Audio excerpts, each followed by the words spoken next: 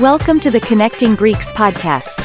We're connecting the Greek community all over the world through media, technology, and love for our culture.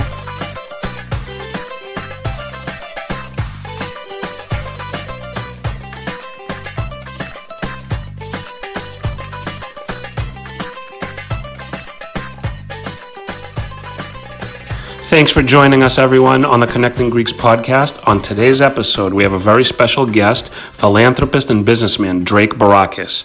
Please sit back and enjoy the show. Welcome to the show, Drake. Thank you. It's been an honor to have you here. It's such a busy schedule that you took some time with us. Yeah, we appreciate your time. Right? And, My pleasure.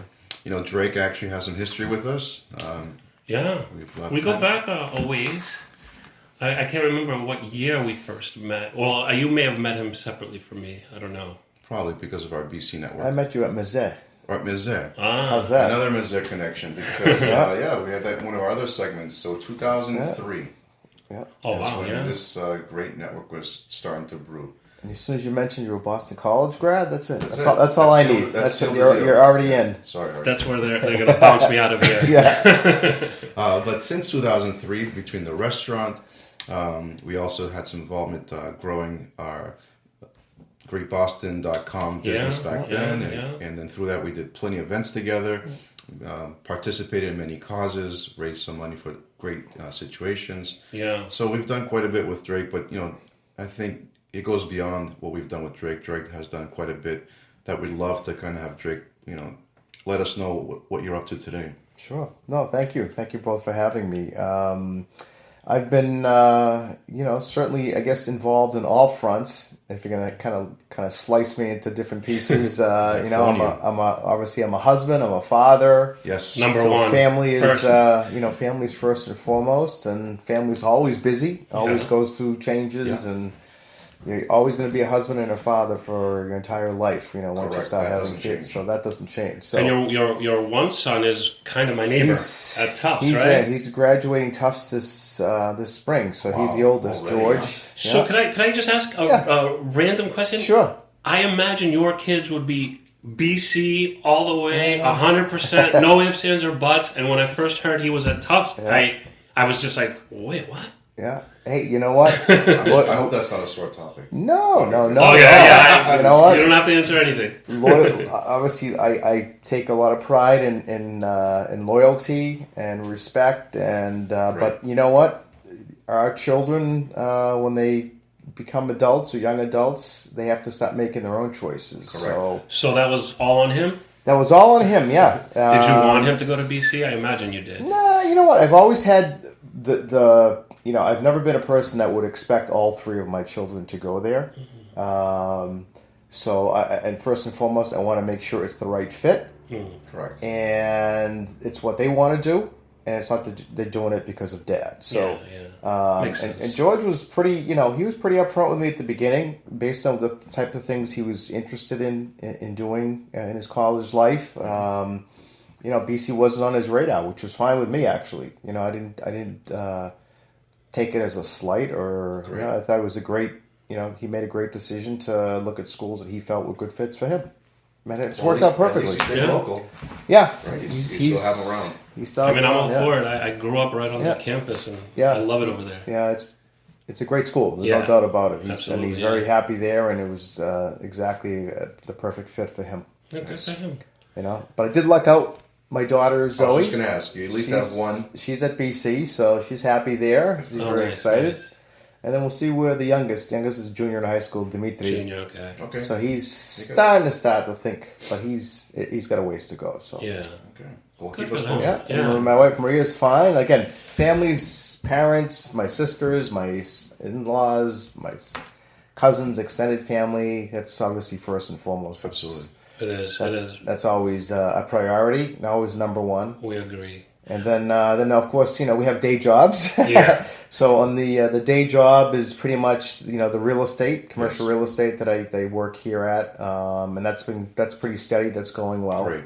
And then I spend obviously a lot of time on the philanthropy. which is both secular, non-secular, Greek-related, non-Greek related. So, and just to quickly highlight, my probably the two biggest outside of our community is I'm still involved at Boston College. I'm a trustee there. And I'm also on the board of overseers at Brigham and Women's Hospital. Oh, very nice. So those are the two nonprofits I'm involved with outside. But everything else is all within the Greek American community. Oh yeah, that's where we spent some good times. Both on the church side, being involved locally, all the way up to national through Leadership 100. Involved here at the Metropolis, of course. And then being involved in organizations like the Hellenic Initiative, which is trying to help Greece, the National Hellenic Society, which I'm fortunate enough to be the chair, which is more of a cultural focus, maintaining our culture here in this country through programs and outreach.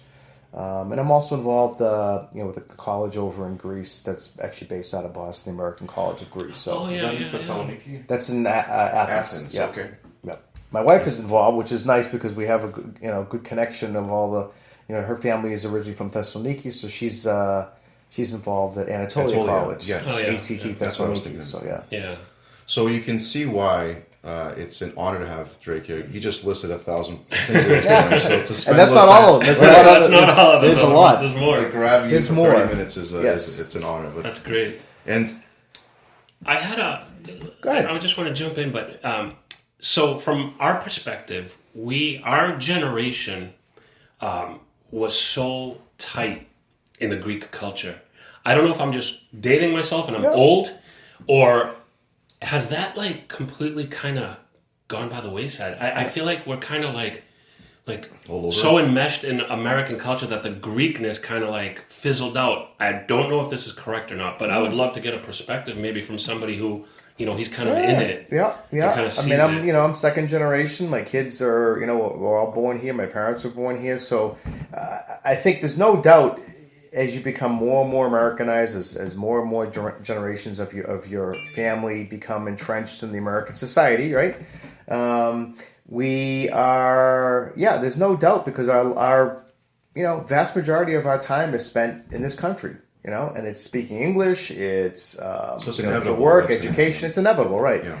I wouldn't exactly say it's not the wrong word to say it's been diminishing because you can see areas where it has become a challenge and maintaining it. But we're entrenched here. I mean, we're not we're not in Greece, we're not a Greek-speaking culture here. Correct. And so, and the biggest change I think you'll see is not that we've maybe lost our own direction or our, let's say, our Greekness, our heritage or our faith, but we're marrying interfaith, intercultural, and so we not only appreciate what made this country so great, which is a variety of different ethnic groups, but also learning to learn more about other cultures and of course you fall in love, right? You're not being. It's interesting because I years ago I had a conversation with Metropolitan Methodios, and the conversation led to.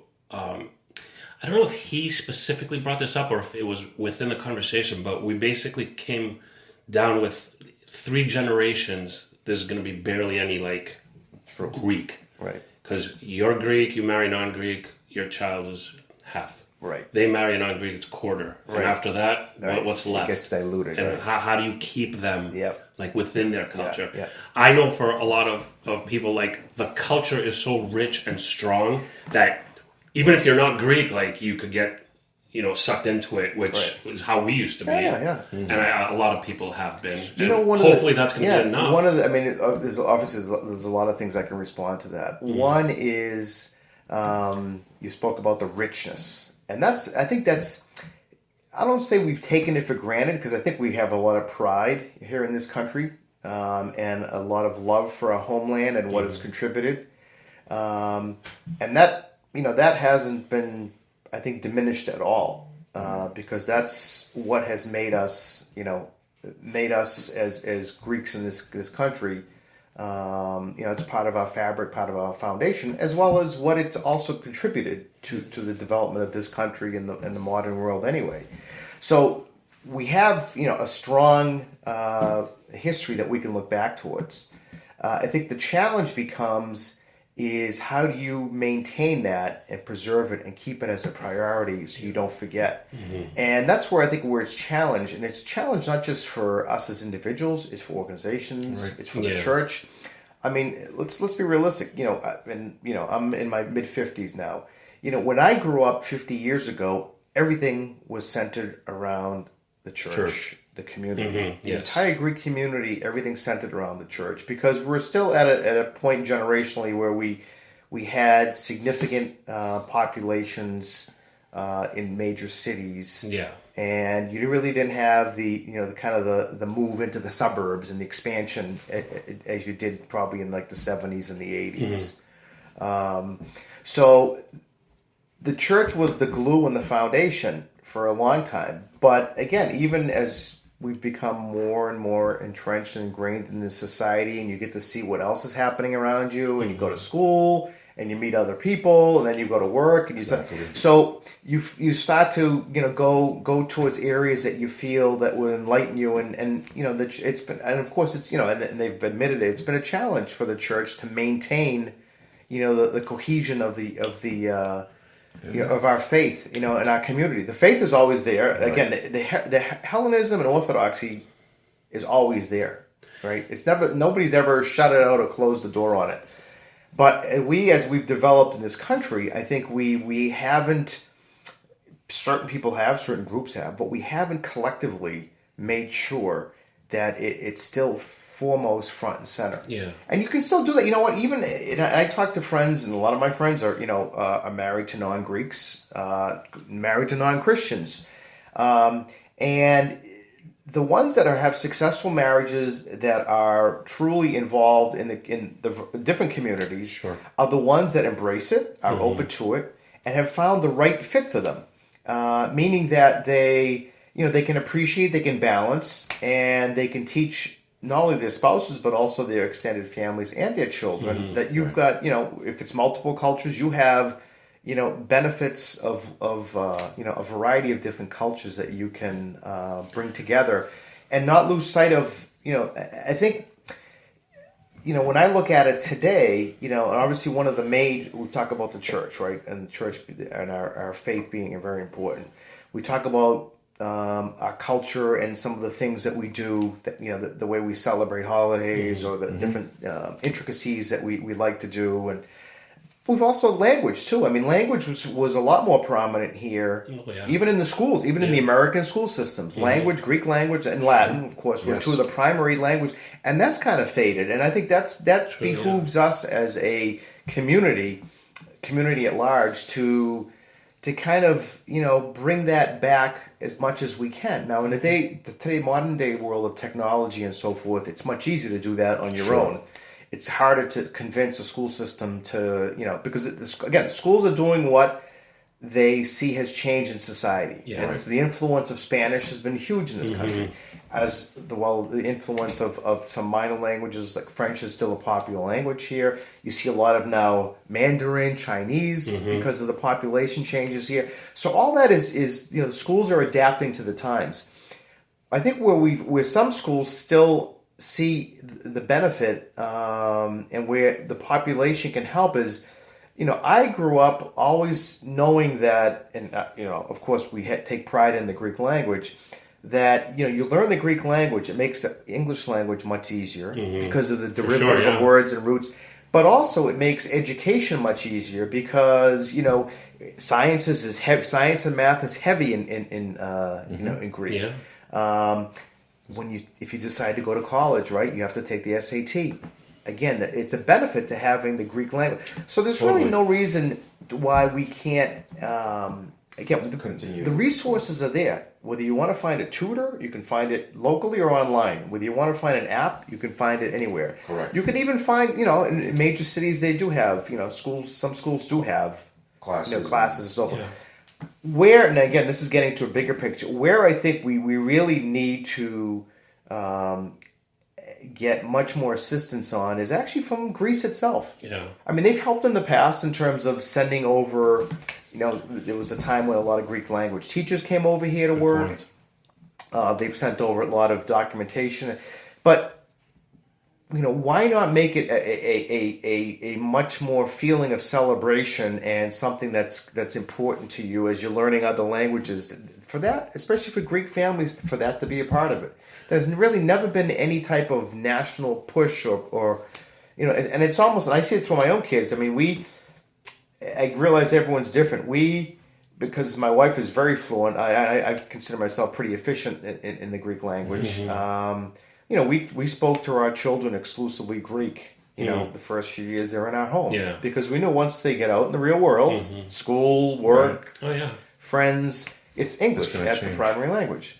So, but the fact that they have some type of foundation is important for them. Absolutely. And I think I hate to say it, I think we've kind of discounted it to some extent. I can see that. That we've almost made it a chore. Yeah.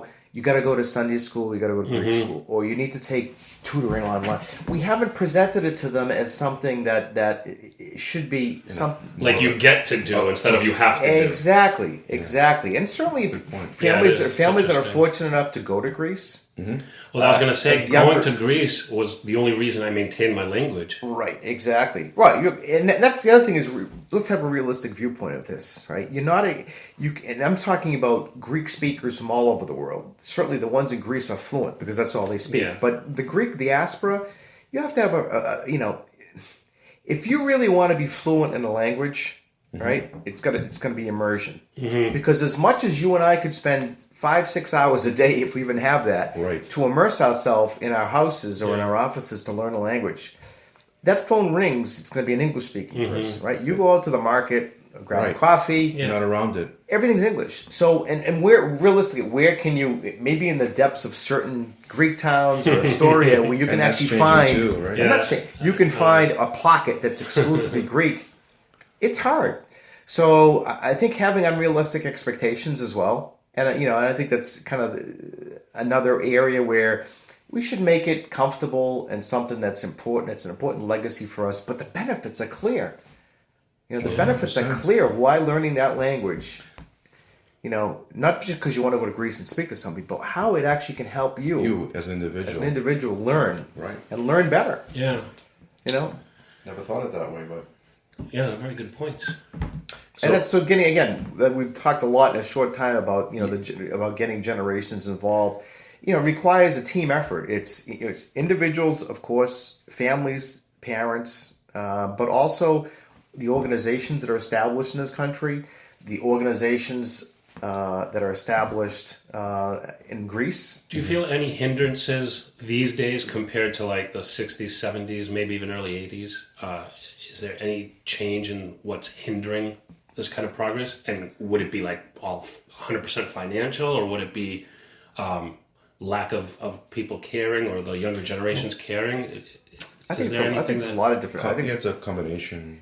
There's a lot of elements. Because you spoke before about Greece used to help a lot, but they don't now. Is that Greece's situation that hinders it? Is it like change in like how people come over here? All that's relevant. I think it's all relevant. I think it's a combination. There's really, not that you can always plan the future and you can always map things out, but there really never was maybe hardly any ethnic group has done it. I know some have attempted it and may actually have a blueprint. But how do you maintain, that relationship between the homeland and the diaspora? And what types of things do you want to make sure that they perpetuate? I don't think there ever was a formal plan put together by leaders in various countries, as well as looking at the Greek state and saying, all right, what do we need to do? We live outside. Because let's face it, let's look back at history. A lot of, my grandparents that came over here in the late 1800s, early 1900s, they left Greece for a reason, right? Right. They left because of better opportunities. Yeah. Because Greece was going through, becoming independent, going from a kind of a monarchy, being under British rule, to trying to establish their own republic. civil wars were happening. Then you had the Balkan Wars, the World Wars. So for a lot of people that were there, they heard of the opportunities in this country. They left Greece, and unfortunately, there was no looking back. And then you had various waves post-wars. You had the waves in the 70s here that came over during the juntas because of the Civil War and the change in governments and finally establishing the democracy. So there never was and I don't think it was by design. It's just the way things evolved. There never was truly other than family and culture related, there never was truly a relationship, close relationship. At all levels, high levels, down below, between the various diaspora and the homeland. And I think they're seeing that now. I think part of it is the benefit of technology. You meet somebody in Greece today, you're friends for life. Yeah. Because of technology. Makes it very easy. I meet somebody, 30, 40 years ago when I'm in Greece. There were no cell phones. There was nothing video conferencing, nothing online. So how do even just regular calling? I can't keep. There's no social media. How can you keep that relationship and know what that person is doing? Right now, you can. Anyone that goes to Greece now, they got friends for life, even if they went for a week. Right. But anyone that goes abroad or goes on any type of immersion program, they have friends for life. And so you're building. So I think you're seeing, certainly in this country, you're seeing. It's kind of the critical because you're seeing the statistics aren't good in the churches, right? And you're seeing that people have left or have not baptizing their children anymore. So you're seeing a lot of red flags, and I think a lot of organizations as well as individuals are saying, okay, we need to do something. And I think at the same time you see the Greek state, which is going through its own changes. Correct. New government, new perspective, trying to be more openly outward. Correct. Versus introspective. So, again, that's another whole other change in just how the culture of people live and work and simultaneously there's all this change happening on both sides. Exactly. As a culture here, as a country back there, as a homeland. So, with all these changes happening so rapidly, the progression of disconnect is prominent now. Right. And we do have quite a bit of organizations that work successfully independently. Right. Well, on that note, I'm going to give an opinion, and I challenge anybody to discount this opinion, but it's individuals such as yourself who I feel are like the real, like boots on the ground kind of grunt, like keeping this alive. Yeah. Because honestly, my history is very, very deep rooted into the Greek culture here in America. Yours as well, obviously yours, Drake. And if we lost, if you just woke up tomorrow and you're like, I don't really care about Greek stuff. I'm going to focus on my, my business and everything here. Like the Greek culture in America would lose a lot. Sure. Yeah, that's and it's the power of these individuals, and that's why it's something so amazing to me. Sure. And I'm sure everybody out there. And you know what? So it's. I mean, let's face it. I look at it as, and everybody has this. This has nothing to do with wealth, financial status. Has nothing to do with really how you were brought up. What part of the country you live in. Mm-hmm. It's all about, and everyone has it. That's what's great about this country, and sometimes we lose sight of it within our own families, is we all have a legacy, right? Every one of us has a certain legacy that you can trace to somewhere, right? Right. And so, when families are proud of that legacy and they try to find ways to perpetuate it, I think it charges it puts a solid, not only solid foundation, but it puts a charge, an energy level into you let's say when you're younger, you if you're fortunate enough to hear stories and perspectives from your grandparents, and then what you're watching your parents and how they live their lives and what's important to them. And so all that stuff, I think, it builds upon, and then the world around you has all its challenges and obstacles, and you get to see what's working around you, what's not working, and because you have the benefit of living in this country where it's easy to make changes, right? Yeah. I think first and foremost, to me, it's always been kind of that's I have a legacy that was created for me by my forefathers, and the evolution was all from Greece. and I truly appreciate what they've done and what they've been able to pass along to us. Yeah. And I see that again as kind of as an obligation, so to speak, that's what I need to do through my own family. Now I'm also fortunate because my wife's Greek American, right? Her parents were born in Greece, so we've got, where I realize we've become an anomaly, right? But we are, we have a clear path in front of us.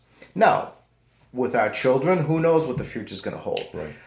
But we're hoping that, again, how we've educated them and how we've lived our lives and what they see through us, that they see an example. So even if they marry somebody outside of the faith, there still is a part of them, right? There's still something that they want to lead, and something that they can.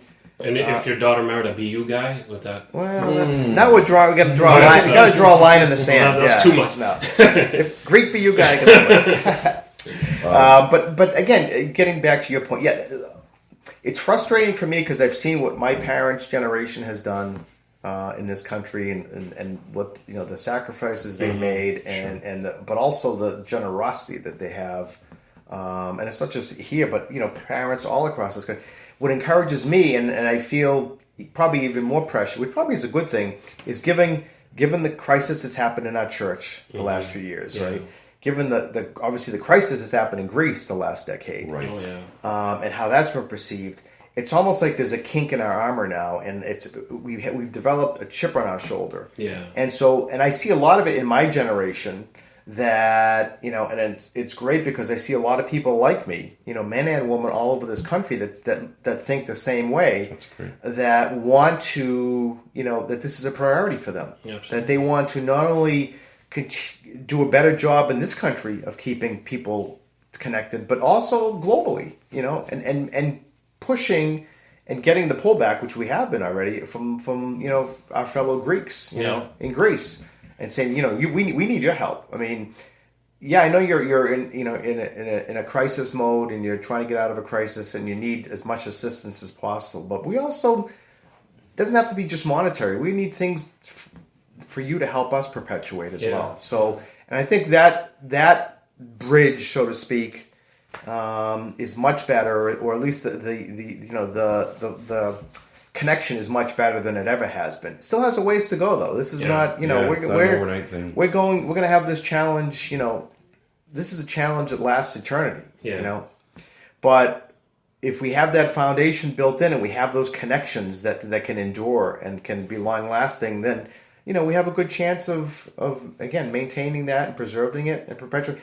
The other thing, which I didn't touch on, which we all know, again, another benefit that we should be proud of for our ethnic group is because of that rich history and culture and the education. We have so many Philhellenes that are passionate and dedicated to speaking about Greek history, Greek culture, Greek architecture, Greek art, everything, and that is already, it's established in our mainstream, right? It's in our lives. It's a major fabric of major cities. It's in major universities. It's part of the educational system. So that in and of itself is a very important asset that we have to continue to utilize, but also embrace and empower.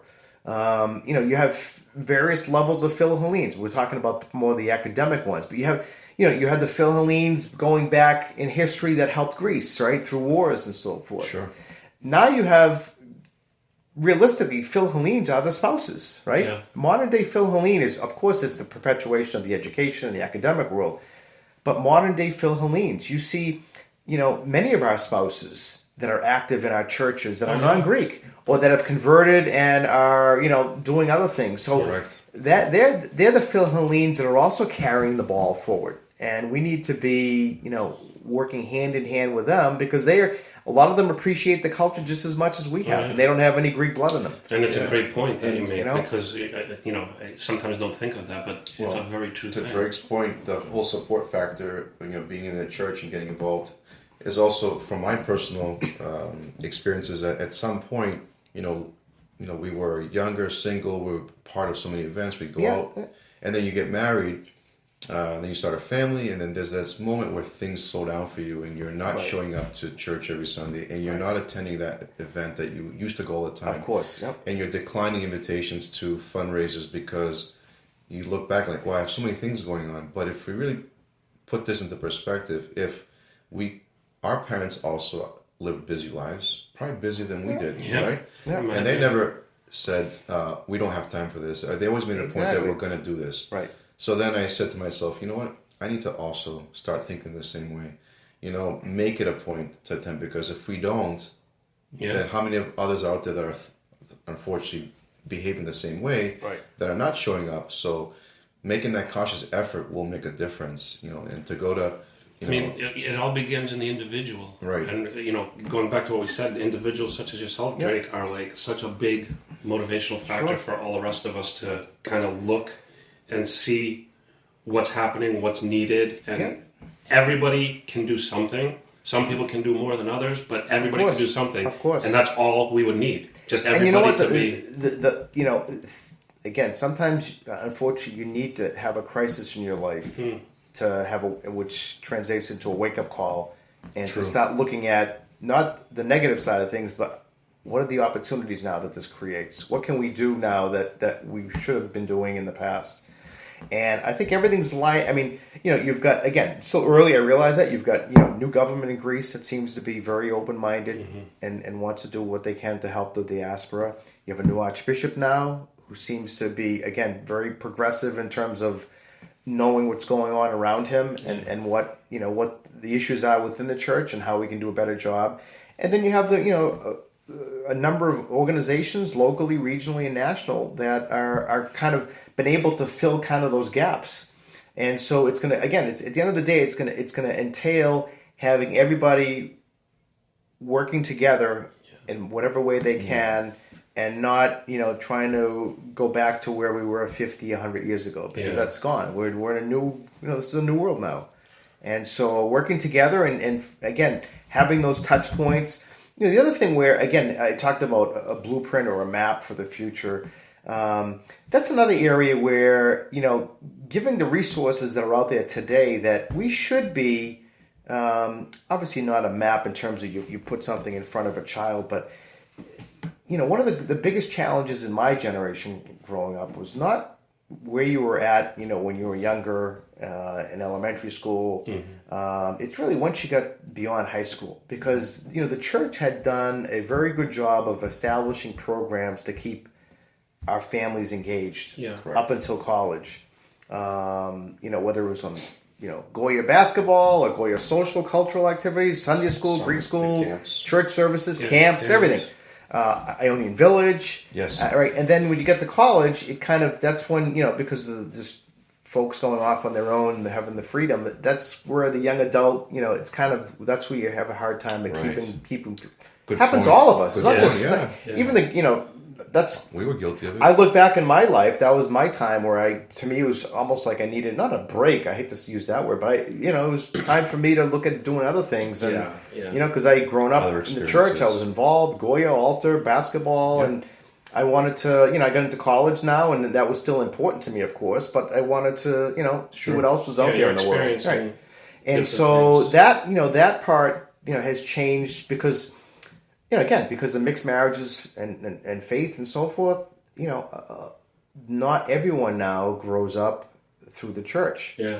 And so organizations need to collectively kind of put a roadmap together out there so that parents know, where, the different kind of trails are. Yeah. Because there's secular and non-secular activities out there, and you should be able to bridge them so they know that, if you whatever path you follow, you're still going to be staying within, versus losing them forever. Are they aware of Ionian Village? Are they aware of study abroad to Greece? Are they aware of immersion programs to Greece? Are they aware of a lot of organization that has young professionals, new leaders, all this type of stuff? Are they aware of that, those opportunities that are there for them? And how can we as organizations make sure? because we have to be outward looking as well. I can't just be focused on what my organization or the organizations I'm involved with do, because I know that's not a path for everybody. Correct. Yeah. But if I know and I keep open relations with other organizations, and I say, you know what, this person's graduating from college, they're really not interested in what I'm doing, but I know they're going to be interested in what you're doing. Mm-hmm. So let me put you in touch with them and let them follow that path. And it could be broad, or it could be specific to a certain field of study, an industry, an area of interest. That's where I think we have to do a better job of showing the next generation and then the younger generations that there is a way to keep you engaged and not forced. Not force it through. You have to do this, and this. There's plenty of opportunity out there to keep folks engaged in areas of interest. Well, I was talking to Fati, ever since I had my son, I was like, it's so depressing to think that he's not going to be going to Greece like every other summer like I did. Exactly. Those are the it's a little difficult, but those are the fondest, most amazing, like I'll even say magical memories I have as me, an individual. And I'm like, he's not going to get that. Right. I mean, we'll go to Greece at some point, but it's not like I went to Greece for 3 months every other summer. Yep. And it was the most amazing thing. Right. Yeah. He's not going to get that. How could I get him to do that? It's another challenge for you as a parent, but also the challenge for the organization around you is to make sure that they have, a full breadth of products and services. I don't want to use a business sense, but they have the programs and the tools and resources for you to say, all right, I'm interested, example, okay, there's Goya basketball. If you love basketball, you can go through basketball that way, right? Or, I want to study abroad. Okay, perfect. You can study abroad to Greece. So there's different ways, of finding different connections through various organizations. And for somebody like me, those would be key. If I could send him to a camp in Greece. Exactly. Just to I mean, now there's thematic stuff that's going on. I mean, there's basketball camps over there now that are bringing U.S. kids over. I'm sure there's some of the soccer camps have come here, like Olympiacos has a thing with the Metropolis. Wow. They also have a program out in Chicago. They actually have an academy.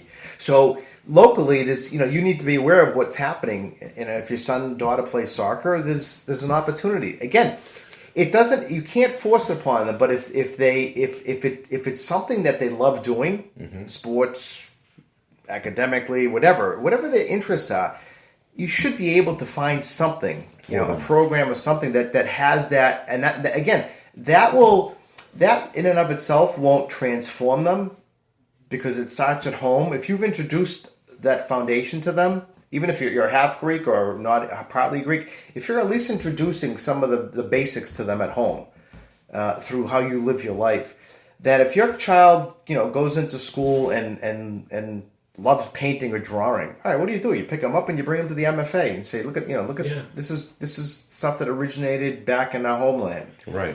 Or if they love sports, what do? You take them, whatever, you take them to a camp, or there's plenty of things that are out there that organizations have provided for us. So it starts at home. Of course, it always starts at home.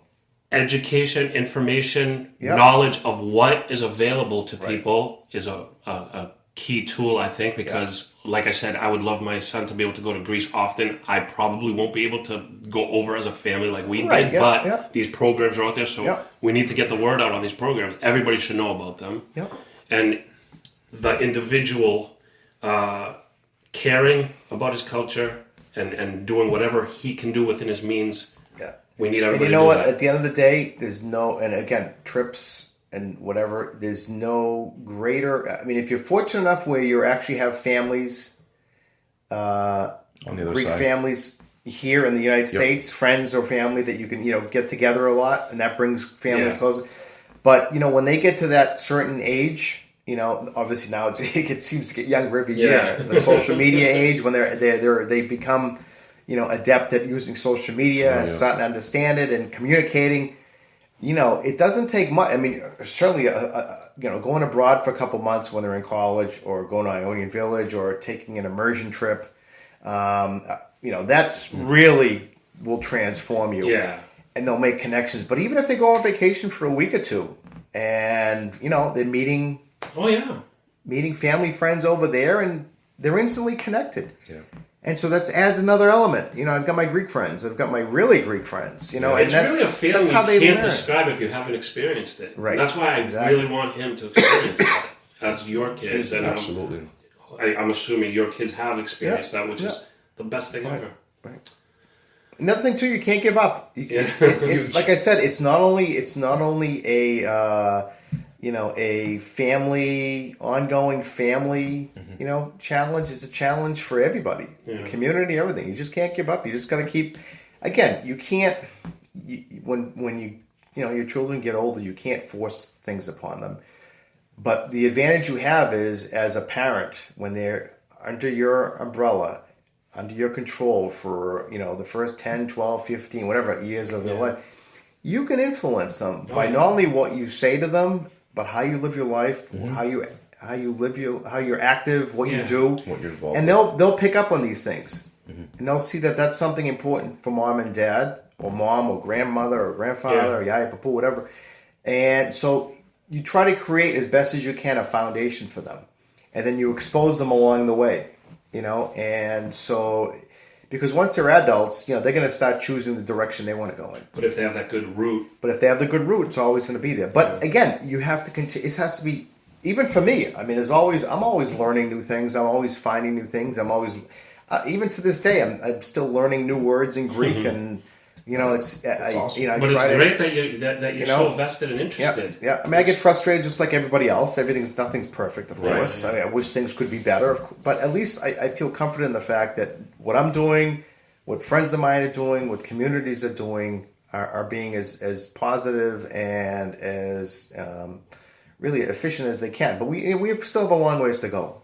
And all of us. Which is probably not a bad thing either, because again, it keeps you motivated and it keeps you. But we as a Greek, just two Greek guys, are very appreciative for all the stuff that you do for our culture. Without you guys, it would be a much tougher battle. Yeah, excellent. And all our listeners who are not Greek, you're now officially Philhellenes. Exactly. Yes. Right? Support the culture. And then, even though this is a wine podcast that actually brings interesting and fun guests, the last thing we want to kind of bring to light from Drake is, what does Drake drink for wine? Right? Sure. You know what? I preferences? Absolutely. No, absolutely. My preferences usually when I'm not a big collector of wines. We do collect things we like to drink. Nice. I like I like all types of wines. I'm willing to try, different varieties, different grapes, both different regions, reds, everything, blends, everything. Anything lately? My go-to has always been, I always like really, really full-bodied reds, which primarily are Cabernets, and as well as blends. But I really like a heavy red, rich, full red wine. Where have I heard that before? I enjoy. No, at the same time, I enjoy. When it's summertime and you're outside, I enjoy a nice cold, white wine, Chardonnay, Sauvignon Blanc. I try again because I tried it through you guys, of course, through Forti primarily. I try to take advantage of the Greek wines and spirits, and as well you should, and do that and experiment. And obviously, there's a lot of good ones. That, wine did originate in Greece, even though that's a debatable comment. But we have a history of winemaking, lots of great wines. Exactly. But even as Greek and Greek Americans, we enjoy all wines altogether. But it's, as Drake has mentioned, that there is a variety of wines that are out there. You can try so many different styles. Sure. Being adventurous is obviously always recommended, because you don't know what you're missing if you don't try something. Exactly. Right? And that's the beauty of it. You get to try wines. You get to try. Anywhere you go, you can try something different. Right. There's always new, and obviously every year things change. It's not, you have a Coke today, it's going to taste the same Coke next week, next year, and good point. whatever. And so, wine is great because you get to experiment, and it's obviously it has some health benefits for you as well, which is important. Absolutely. We did a recent podcast where we talk about wine and dieting, and it's a surprising thing, but there are health benefits. And never avoid wine. No. I mean, you could always do too much. Moderation is good. It's like anything else, right? Wine is good. Yeah. Excellent. Well, Drake, we wanted to thank you for spending this amount of time with us. My pleasure. Thank you. Appreciate your time. Definitely going to be out there supporting all the various different initiatives that You we're have to. a part of. You have to, and everybody out there, anywhere you can, jump in. It's only good. It's only good. There's no bad. There's no Right. bad in supporting a culture. Exactly. There's no bad in supporting Exactly. other people and other humanity. Right. Other humans, yeah. All right. Well, Thank you, Drake. Thank you very You're much. welcome. Thank you both. We'll see you on the next episode.